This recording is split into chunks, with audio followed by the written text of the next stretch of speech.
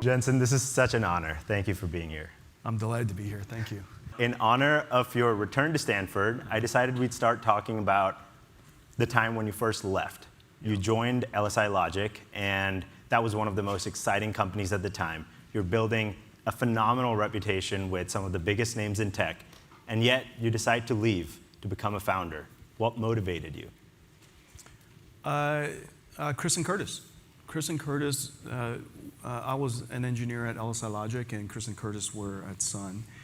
And I was working with some of the brightest minds in computer science at the time, of all time, including Andy Bechtolsheim and others, building workstations and graphics workstations and so on and so forth. And Chris and Curtis said one day that they'd like to leave Sun, and they'd like me to go figure out what they're going to go leave for. And I had a great job, but they insisted that I figure out, with them how to build a company. And so we hung out at Denny's whenever they dropped by, and which is, by the way, my alma mater, my first company. My first job before CEO was a dishwasher, and I did that very well. And so, anyways, we got together and we decided, and it was during the microprocessor revolution. This is 1993, and 1992 when we were getting together. The PC revolution was just getting going. You know that Windows 95, obviously, which is the revolutionary version of Windows, didn't even come to the market yet, and Pentium wasn't even announced yet, and this is all right before the PC revolution, and it was pretty clear that the microprocessor was going to be very important, and we thought, why don't we build a company to go solve problems that a normal computer that is powered by general purpose computing can't, and so that became the company's mission, to go build a computer.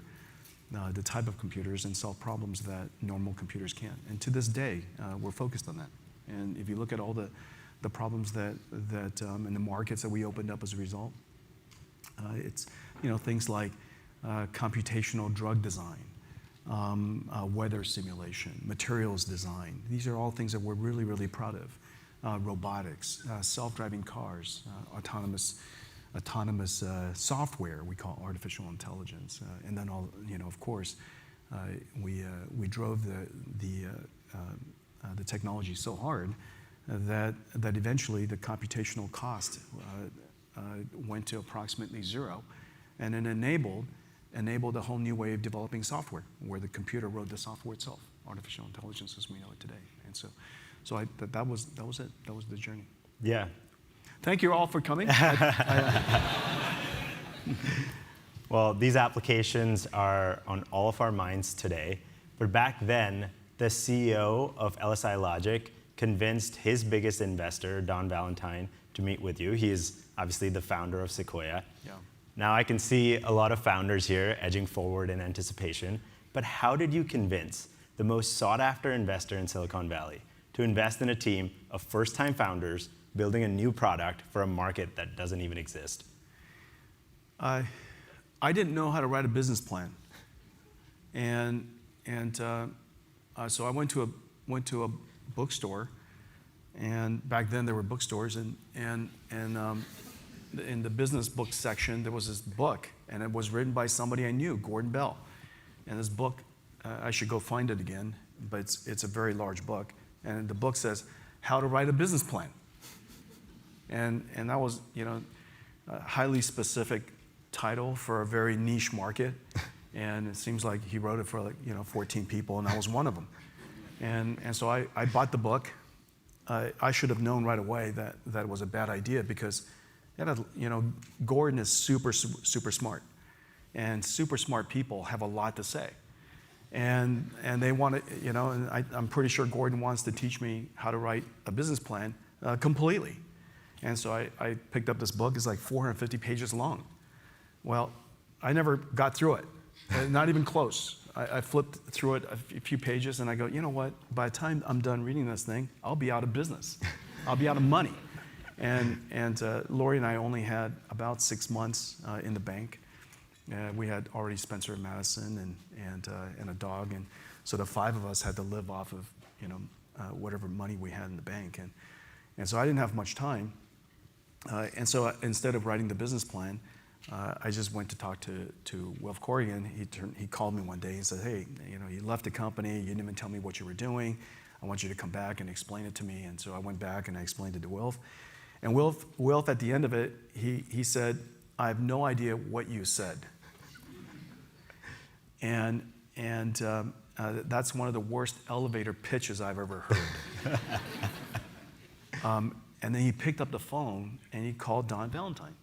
And he called Don and he says, "Don, I'm going to send a kid over. I want you to give him money. He's one of the best employees LSI Logic ever had." And so the thing I learned is you can make up a great interview.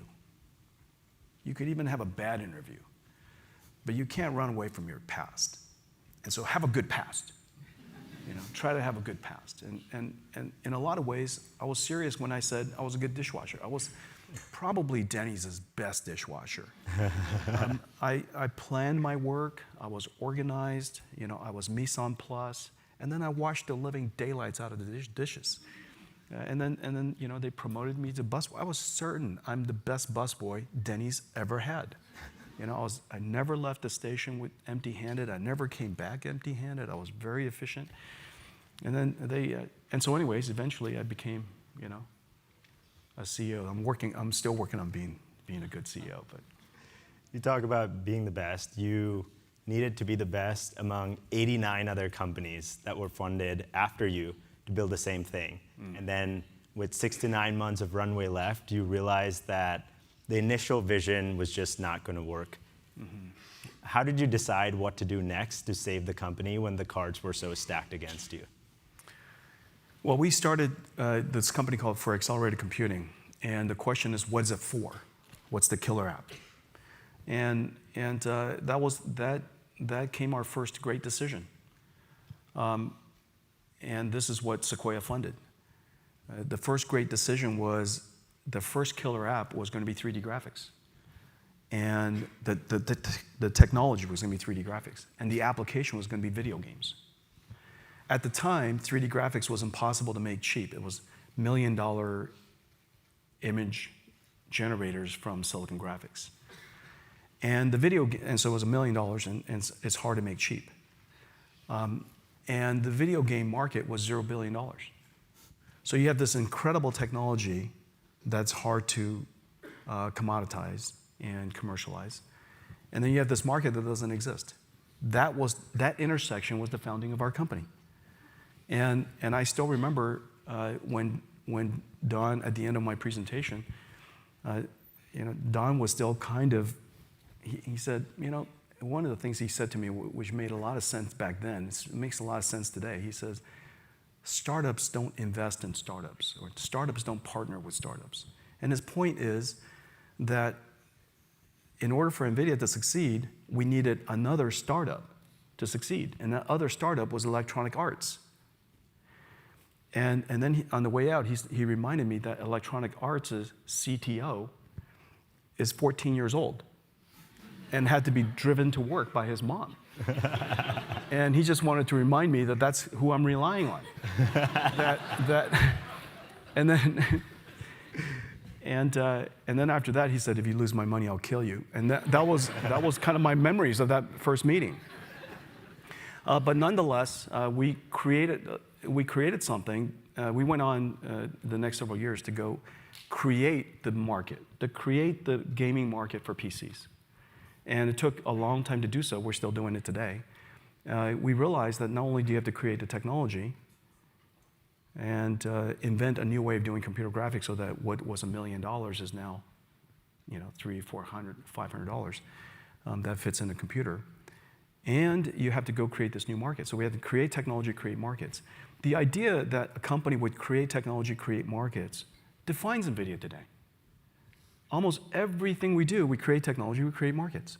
That's the reason why people say we have people call it a stack, an ecosystem, words like that. But that's basically it. At the core, for 30 years, what NVIDIA realized we had to do is in order to create the conditions by which somebody could buy our products, we had to go invent this new market.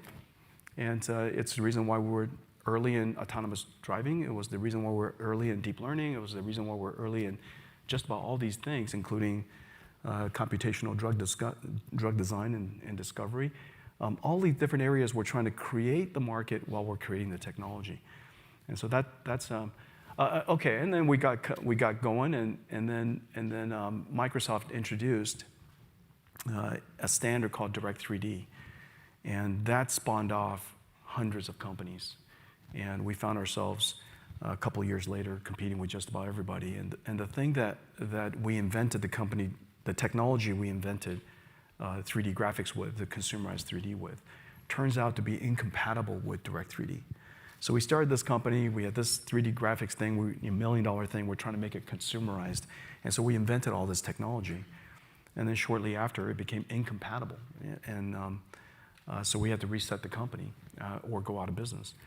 But we didn't know how to build it the way that Microsoft had defined it. And I remember a meeting at on a weekend, and the conversation was, we now have 89 competitors. I understand that the way we do it is not right, but we don't know how to do it the right way. And thankfully, there was another bookstore, and the bookstore is called Fry's Electronics. I don't know if it's still here. And so I think I drove Madison, my daughter, on a weekend to Fry's, and it was sitting right there, the OpenGL manual, which would define how Silicon Graphics did computer graphics. And so it was right there. It was like $68 a book. And so I had a couple $100. I bought 3 books. I took it back to the office, and I said, guys, I found it, our future. And I handed out, I had 3 versions of it, I handed out. Had a big, nice centerfold. The centerfold is the OpenGL pipeline, which is the computer graphics pipeline. And I handed it to the same geniuses that I founded the company with. And we implemented the OpenGL pipeline like nobody had ever implemented the OpenGL pipeline, and we built something the world never seen. And so a lot of lessons are right there. That moment in time for our company gave us so much confidence. And the reason for that is you can succeed in doing something, inventing a future, even if you were not informed about it at all. And it's kind of my attitude about everything now. When somebody tells me about something and I've never heard of it before, or if I've heard of it, don't understand how it works at all, my first thought is always, how hard can it be? And it's probably just a textbook away. You're probably one archive paper away from figuring this out. And so I spent a lot of time reading archive papers, and it's true. It's true. You can now, of course, you can't learn how somebody else does something and do it exactly the same way and hope to have a different outcome. But you could learn how something can be done and then go back to first principles and ask yourself, given the conditions today, given my motivation, given the instruments, the tools, given how things have changed, how would I redo this? How would I reinvent this whole thing? How would I design it? How would I build a car today? Would I build it incrementally from 1950s and 1900s? How would I build a computer today? How would I write software today? Does it make sense? And so I go back to first principles all the time, even in the company today, and just reset ourselves. Because the world has changed. And the way we wrote software in the past was monolithic, and it's designed for supercomputers, but now it's disaggregated, it's, so on and so forth. And how we think about software today, how we think about computers today, just always cause your company, always cause yourself to go back to first principles, and it creates lots and lots of opportunities. Yeah, the way you applied this technology turns to be revolutionary. You get all the momentum that you need to IPO, and then some more because you grow your revenue 9 times in the next 4 years. But in the middle of all of this success, you decide to pivot a little bit the focus of innovation happening at NVIDIA based on a phone call you have with this chemistry professor. Can you tell us about that phone call and how you connected the dots from what you heard to where you went? Remember, at the core, the company was pioneering a new way of doing computing. Computer graphics was the first application.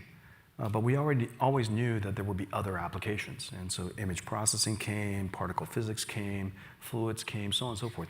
All kinds of interesting things that we wanted to do. We made the processor more programmable so that we could express more algorithms, if you will. And then one day we invented programmable shaders, which made all forms of imaging and computer graphics programmable. That was a great breakthrough, so we invented that. On top of that, we invented, we tried to look for ways to express more sophisticated algorithms that could be computed on our processor, which is very different than a CPU. And so we created this thing called CG. I think it was 2003 or so, C for GPUs. It predated CUDA by about 3 years. The same person who wrote the textbook that saved the company, Mark Kilgard, wrote that textbook. And so CG was super cool. We wrote textbooks about it. We started teaching people how to use it. We developed tools and such. And then several researchers discovered it. Many of the researchers here, students here at Stanford, was using it. Many of the engineers that then became engineers at NVIDIA were playing with it. A couple of doctors at Mass General picked it up and used it for CT reconstruction. So I flew out and saw them and said, what are you guys doing with this thing? And they told me about that. And then a computational, a quantum chemist used it to express his algorithms. And so I realized that there's some evidence that people might want to use this, and it gave us incrementally more confidence that we ought to go do this, that this field, this form of computing, could solve problems that normal computers really can't, and reinforced our belief and kept us going. Every time you heard something new, you really savored that surprise. And that seems to be a theme throughout your leadership at NVIDIA. It feels like you make these bets so far in advance of technology inflections that when the apple finally falls from the tree, you're standing right there in your black leather jacket waiting to catch it. How do you find the conviction? Always seems like a diving catch. Always does seem like a diving catch.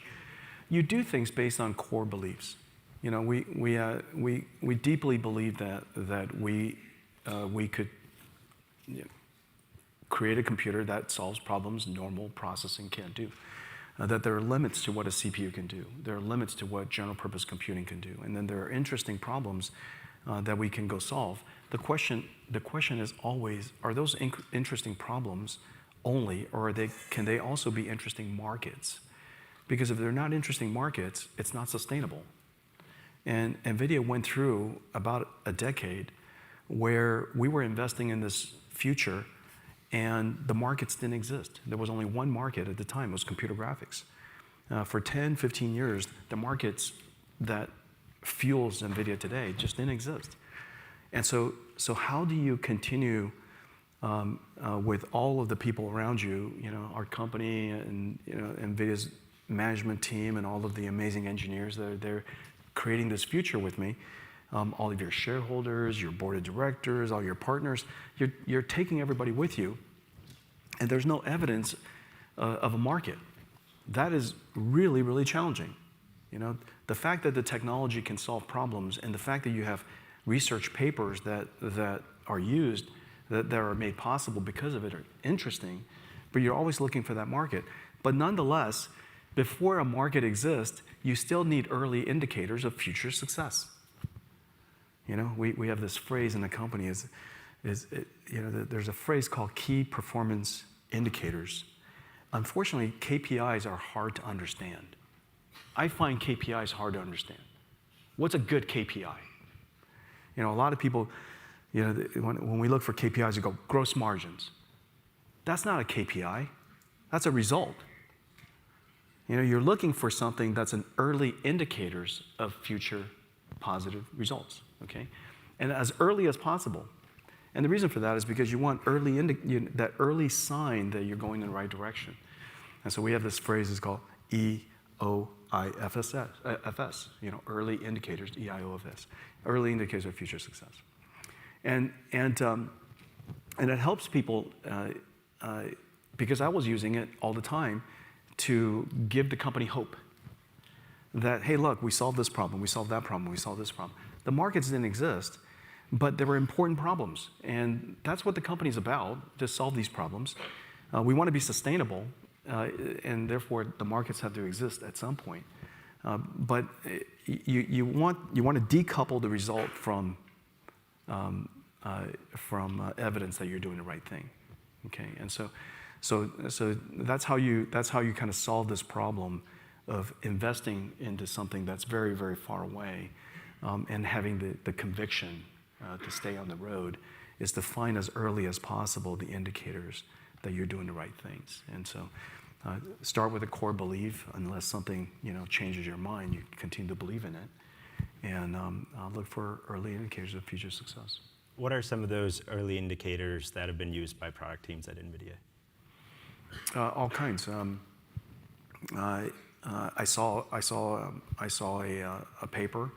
Long before I saw the paper, I met some people that needed my help on this thing called deep learning. At the time, I didn't even know what deep learning was, and they needed us to create a domain-specific language so that all of their algorithms could be expressed easily on our processors. And we created this thing called cuDNN, and it's essentially the SQL. SQL is in storage computing. This is neural network computing, and we created a language, if you will, domain-specific language for that. Kind of like the OpenGL of deep learning. And so they needed us to do that so that they could express their mathematics. And they didn't understand CUDA, but they understood their deep learning. And so we created this thing in the middle for them.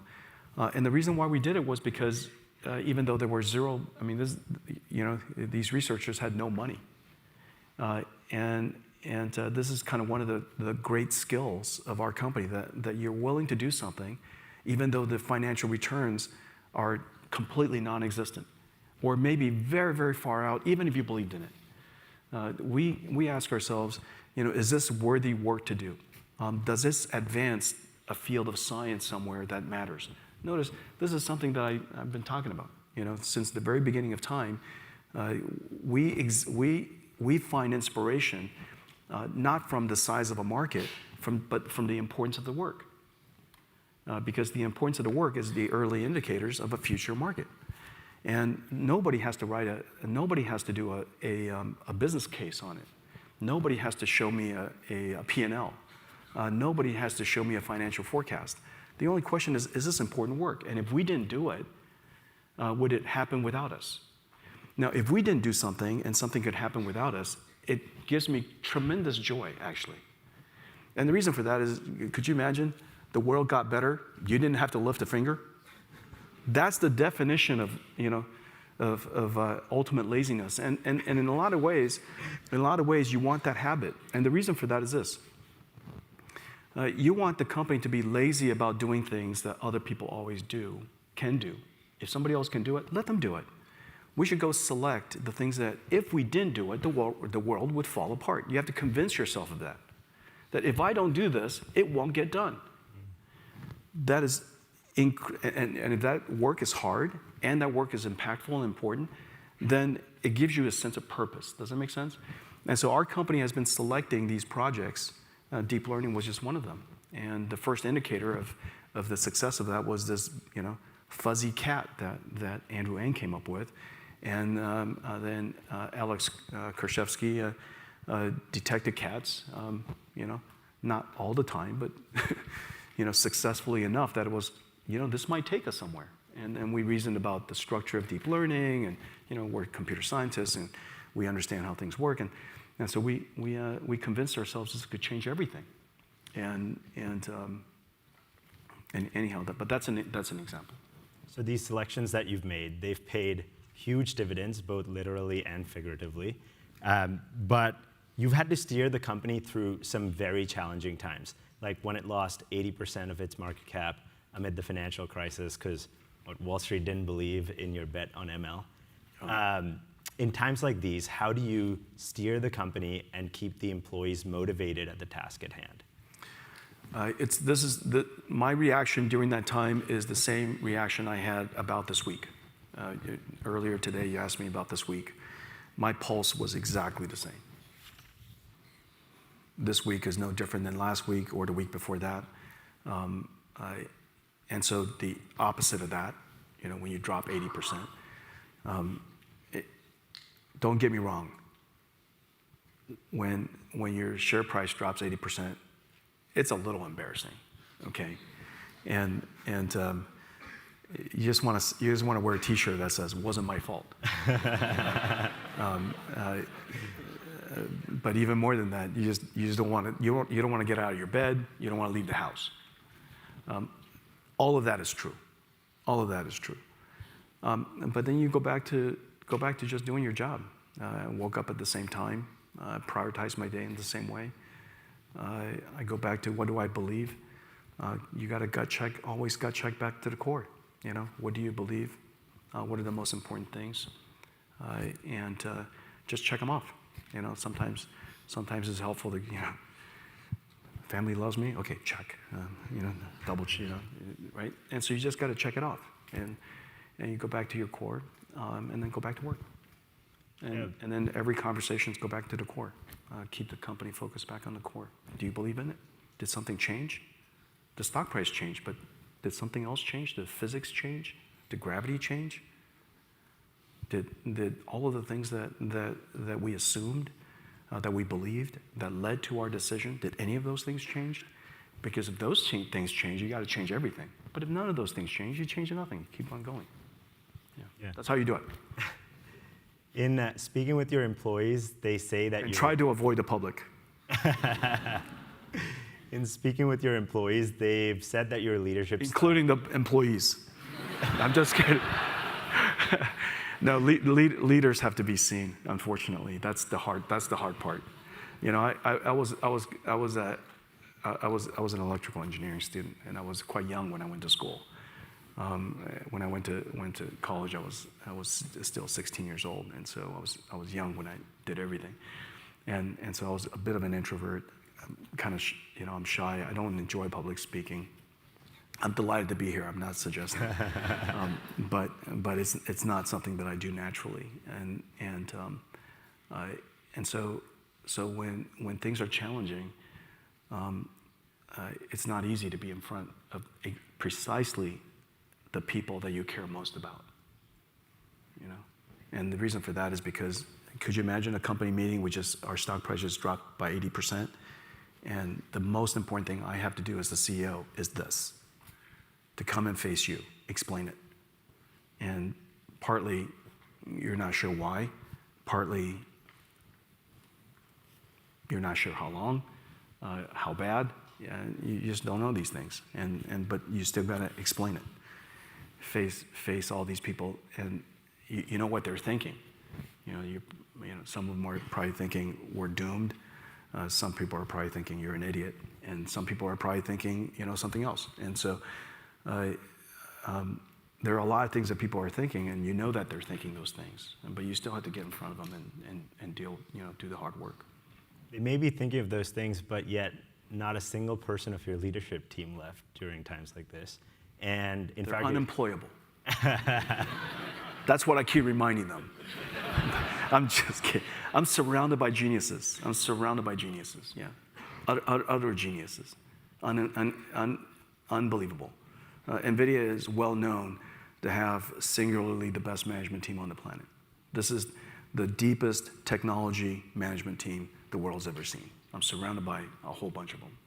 And they're just geniuses. Business teams, marketing teams, sales teams, just incredible. Engineering teams, like research teams, unbelievable. Yeah. Yeah. Your employees say that your leadership style is very engaged. You have 50 direct reports. You encourage people across all parts of the organization to send you the top 5 things on their mind, and you constantly remind people that no task is beneath you. Yeah. Can you tell us why you've purposefully designed such a flat organization, and how should we be thinking about our organizations that we design in the future? No task is, to me, no task is beneath me, because remember, I used to be a dishwasher, and I mean that. And I used to clean toilets. I mean, I cleaned a lot of toilets. I've cleaned more toilets than all of you combined. and some of them just can't unsee. I don't know what to tell you. That's life. And so you can't show me a task that's beneath me. Now I'm not doing it only because of whether it's beneath me or not beneath me. If you send me something and you want my input on it, and I can be of service to you, and in my review of it, share with you how I reasoned through it, I've made a contribution to you. I've made it possible for you to see how I reason through something, and by reasoning, as you know, how someone reasons through something empowers you. You go, oh my gosh, that's how you reason through something like this. It's not as complicated as it seems. This is how you reason through something that's super ambiguous. This is how you reason through something that's incalculable. This is how you reason through something that seems to be very scary. This is how you seem, do you understand?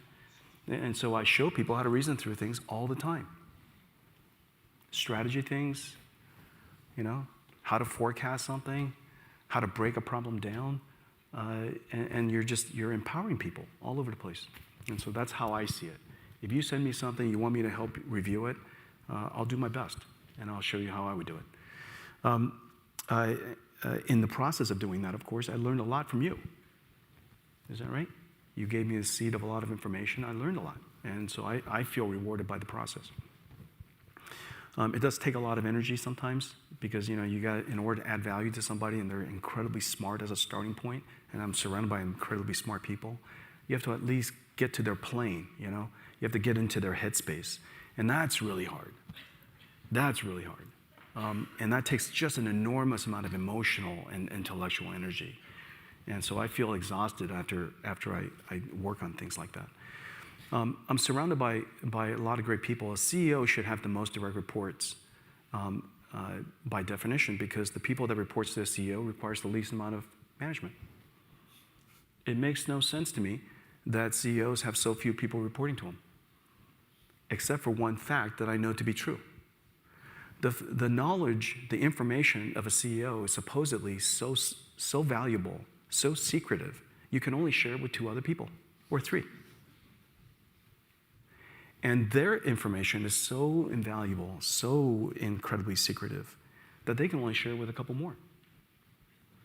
Well, I don't believe in a culture, an environment where the information that you possess is the reason why you have power. I would like us all to contribute to the company, and our position in the company should have something to do with our ability to reason through complicated things, lead other people to achieve greatness, inspire, empower other people, support other people. Those are the reasons why the management team exists, in service of all of the other people that work in the company, to create the conditions by which all of these amazing people who volunteer to come work for you instead of all the other amazing high-tech companies around the world, they volunteer to work for you. And so you should create the conditions by which they could do their life's work, which is my mission. You probably heard it.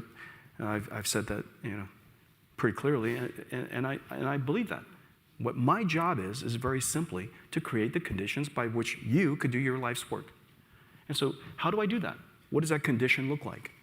Well, that condition should result in a great deal of empowerment. You can only be empowered if you understand the circumstance, isn't that right? You have to understand the context of the situation you're in order for you to come up with great ideas. And so I have to create a circumstance where you understand the context, which means you have to be informed. And the best way to be informed is for there to be as little layers of information mutilation, right, between us. And so that's the reason why it's very often that I'm reasoning through things like in an audience like this. I say, first of all, this is the beginning facts. These are the data that we have. This is how I would reason through it. These are some of the assumptions. These are some of the unknowns. These are some of the knowns. And so you reason through it. And now you've created an organization that's highly empowered. NVIDIA has 30,000 people. We're the smallest large company in the world. We're a tiny little company. But every employee is so empowered, and they're making smart decisions on my behalf every single day. And the reason for that is because, they understand my condition. They understand my condition. I'm very transparent with people. And I believe that I can trust you with the information. Oftentimes the information is hard to hear, and the situations are complicated, but I trust that you can handle it. A lot of people hear me say, you're adults here. You can handle this. Sometimes they're not really adults. They just graduated. I'm just kidding. I know that when I first graduated, I was barely an adult, and but I was fortunate that I was trusted with important information. So I want to do that. I want to create the conditions for people to do that. I do want to now address the topic that is on everybody's mind, AI. Last week, you said that generative AI and accelerated computing have hit the tipping point. So as this technology becomes more mainstream, what are the applications that you personally are most excited about? Well, you have to go back to first principles and ask yourself, what is generative AI? What happened? What happened was we now have the ability to have software that can understand something. They can understand why, first of all, we digitized everything. That was, like, for example, gene sequencing. You digitize genes. But what does it mean? That sequence of genes, what does it mean? We've digitized amino acids. But what does it mean? And so we now have the ability, we digitize words, we digitize sounds, we digitize images, videos, we digitize a lot of things. But what does it mean? We now have the ability through a lot of studying, a lot of data, and from the patterns and relationships, we now understand what they mean. Not only do we understand what they mean, we can translate between them. Because we learned about the meaning of these things in the same world. We didn't learn about them separately. So we learned about speech and words and paragraphs and vocabulary in the same context. And so we found correlations between them, and they're all, registered, if you will, registered to each other. And so now we, not only do we understand the modality, the meaning of each modality, we can understand how to translate between them. And so for obvious things, you could caption video to text, that's captioning, text to images, Midjourney, text to text, ChatGPT, amazing things. And so we now know that we understand meaning and we can translate. The translation of something is generation of information, and all of a sudden you have to take a step back and ask yourself, what is the implication in every single layer of everything that we do? And so I'm exercising in front of you, I'm reasoning in front of you, the same thing I did 15 years ago when I first saw AlexNet, some 13, 14 years ago, I guess, how I reasoned through it. What did I see? How interesting? What can it do? Very cool. But then most importantly, what does it mean? What does it mean? What does it mean to every single layer of computing? Because we're in the world of computing. And so what it means is that the way that we process information fundamentally will be different in the future. That's what NVIDIA builds, chips and systems. The way we write software will be fundamentally different in the future. The type of software we'll be able to write in the future will be different, new applications. And then also the processing of those applications will be different. What was historically a retrieval-based model where information was pre-recorded, if you will, almost. we wrote the text, pre-recorded, and we retrieved it based on some recommender system algorithm. In the future, some seed of information will be the starting point. We call them prompts, as you guys know. And then we generate the rest of it. And so the future of computing will be highly generated. Well, let me give you an example of what's happening. For example, we're having a conversation right now. Very little of the information I'm conveying to you is retrieved. Most of it is generated. It's called intelligence. And so in the future, we're going to have a lot more generative. Our computers will perform in that way. It's going to be highly generative instead of highly retrieval based. Then you go back and you got to ask yourself, now for entrepreneurs, you got to ask yourself, what industries will be disrupted? Therefore, will we think about networking the same way? Will we think about storage the same way? Would we be as abusive of internet traffic as we are today? Probably not. Notice we're having a conversation right now, and I don't have to get in my car every question. So we don't have to be as abusive of transformation, information transporting as we used to. What's going to be more? What's going to be less? What kind of applications? Et cetera, et cetera. So you can go through the entire industrial spread and ask yourself what's going to get disrupted, what's going to be different, what's going to get newed, so on and so forth. And that reasoning starts from what is happening. What is generative AI? Foundationally, what is happening? Go back to first principles with all things. There was something I was going to tell you about organization. You asked the question, and I forgot to answer it. The way you create an organization, by the way, someday, don't worry about how other companies' org charts look. You start from first principles. Remember what an organization is designed to do. The organizations of the past where there's a king, CEO, and then you have all these, the royal subjects, the royal court, and then e-staff. And then you keep working your way down. Eventually, they're employees. Well, the reason why it was designed that way is because they wanted the employees to have as little information as possible because their fundamental purpose of the soldiers is to die in the field of battle. To die without asking questions. You guys know this. I only have 30,000 employees. I would like none of them to die. I would like them to question everything. Does that make sense? And so the way you organized in the past and the way you organize today is very different. Second, the question is, what does NVIDIA build? An organization is designed so that we could build whatever it is we build better. And so if we all build different things, why are we organized the same way? Why would this organizational machinery be exactly the same, irrespective of what you build? It doesn't make any sense. You build computers, you organize this way. You build healthcare services, you build exactly the same way. It makes no sense whatsoever. And so you have to go back to first principles. Just ask yourself, what kind of machinery? What is the input? What is the output? What are the properties of this environment? What is the forest that this animal has to live in? What are its characteristics? Is it stable most of the time? You're trying to squeeze out the last drop of water? Or is it changing all the time, being attacked by everybody? And so you got to understand, you're the CEO, your job is to architect this company. That's my first job, to create the conditions by which you can do your life's work. And the architecture has to be right. And so you have to go back to first principles and think about those things. And I was fortunate that when I was 29 years old, I had the benefit of taking a step back and asking myself, how would I build this company for the future and what would it look like? And what's the operating system, which is called culture? What kind of behavior do we encourage, enhance, and what do we discourage and not enhance?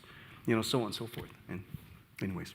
I want to save time for audience questions, but this year's theme for View from the Top is redefining tomorrow. And one question we've asked all of our guests is, Jensen, as the co-founder and CEO of NVIDIA, if you were to close your eyes and magically change one thing about tomorrow, what would it be?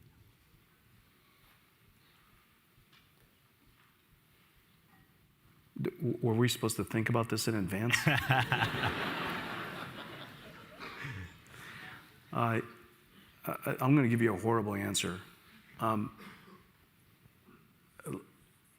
don't know that it's one thing. Look, there are a lot of things we don't control.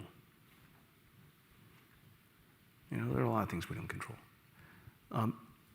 Your job is to make a unique contribution. Live a life of purpose.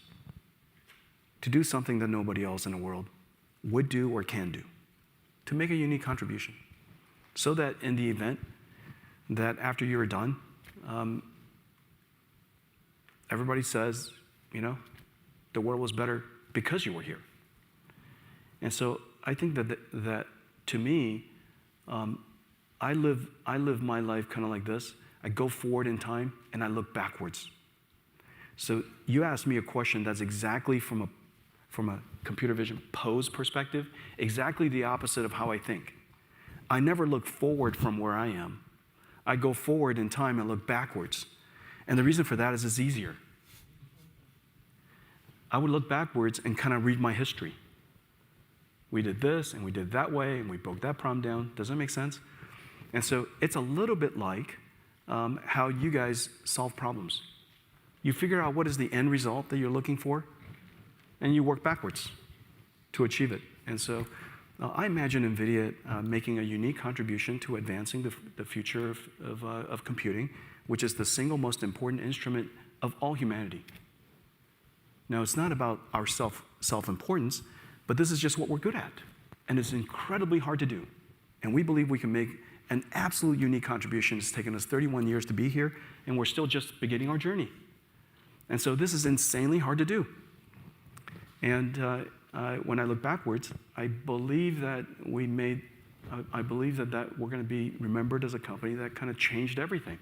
Not because we went out and changed everything through all the things that we said, but because we did this one thing that was insanely hard to do, that we're incredibly good at doing, that we love doing, we did for a long time. I'm part of the GSP lead. I graduated in 2023. So my question is, how do you see your company in the next decade? As what challenges do you see your company would face and how you are positioned for that? First of all, can I just tell you what was going on through my head?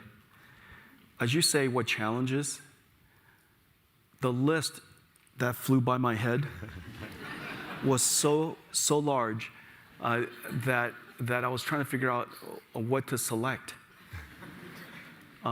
Now, the honest truth is that when you asked that question, most of the challenges that showed up for me were technical challenges. And the reason for that is because that was my morning. If you were to, chosen yesterday, it might have been market creation challenges. There are some markets that I just desperately would love to create. Can't we just do it already? But we can't do it alone. NVIDIA is a technology platform company. We're here in service of a whole bunch of other companies so that they could realize, if you will, our hopes and dreams through them. And so some of the things that I would love for the world of biology to be at a point where it's kind of like the world of chip design 40 years ago. Computer-aided design, EDA, that entire industry, really made possible for us today. And I believe we're going to make possible for them tomorrow. Computer-aided drug design, because we're able to now represent genes and proteins and even cells now. Very, very close to be able to represent and understand the meaning of a cell. A combination of a whole bunch of genes. What does a cell mean? It's kind of like, what does that paragraph mean? Well, if we could understand a cell like we can understand a paragraph, imagine what we could do. And so I'm anxious for that to happen.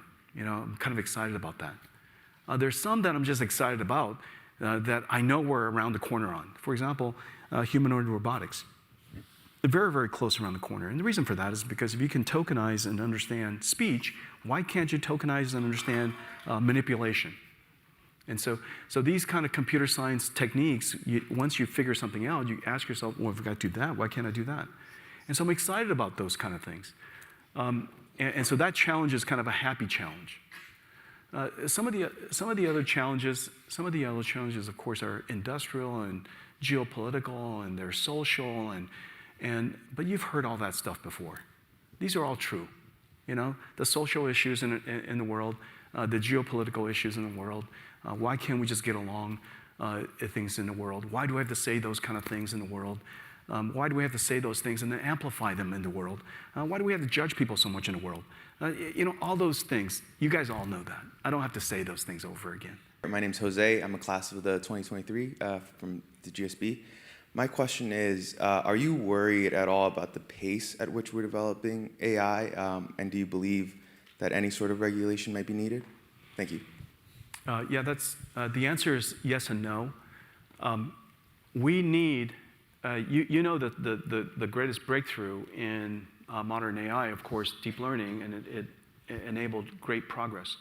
But another incredible breakthrough is something that humans know and we practice all the time, and we just invented it for language models called grounding, reinforcement learning, human feedback.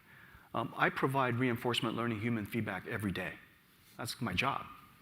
And for their parents in the room, you're providing reinforcement learning, human feedback all the time. Okay? Now, we just figured out how to do that at a systematic level for artificial intelligence. There are a whole bunch of other technology necessary to guardrail, fine-tune, ground. For example, how do I generate tokens that obey the laws of physics? Right now things are floating in space and doing things, and they don't obey the laws of physics. That requires technology. Guardrailing requires technology. Fine-tuning requires technology. Alignment requires technology. Safety requires technology. The reason why planes are so safe is because all of the autopilot systems are surrounded by diversity and redundancy and all kinds of different functional safety and active safety systems that were invented.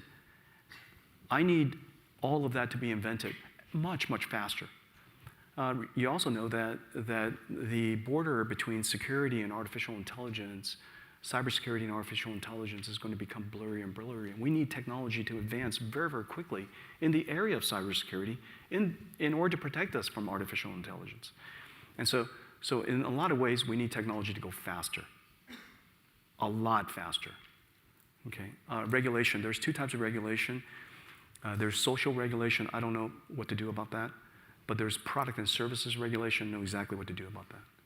Okay, so the FAA, the FDA, the NHTSA, you name it, all the Fs and all the Ns and all the FCCs, they all have regulations for products and services that have particular use cases.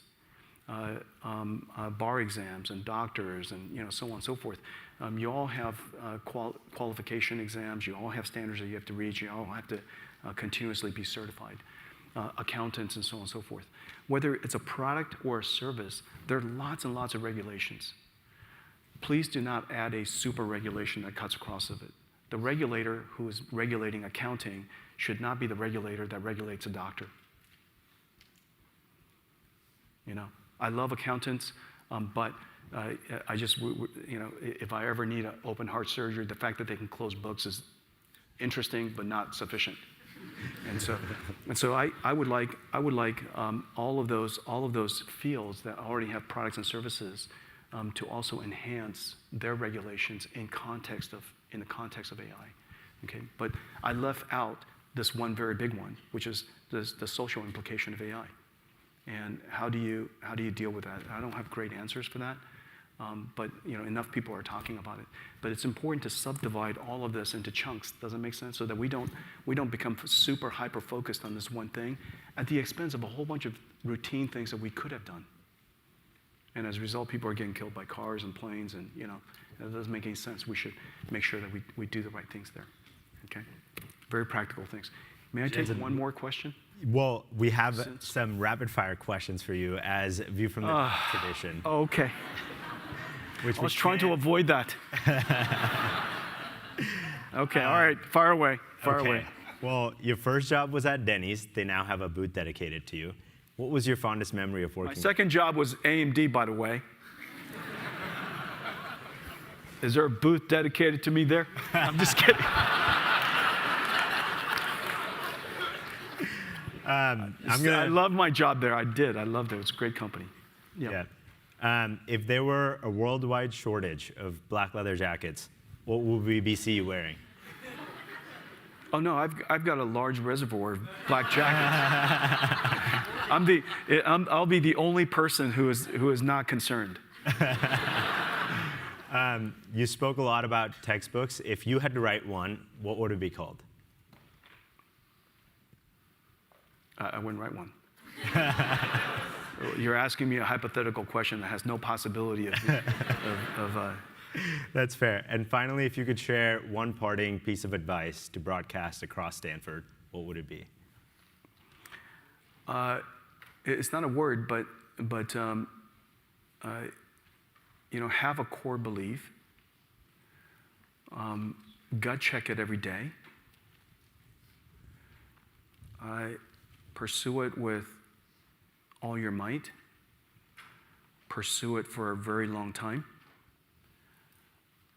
Surround yourself with people you love and take them on that ride. So that's the story of NVIDIA. Jensen, this last hour has been a treat. Thank you for spending it. Thank you very much.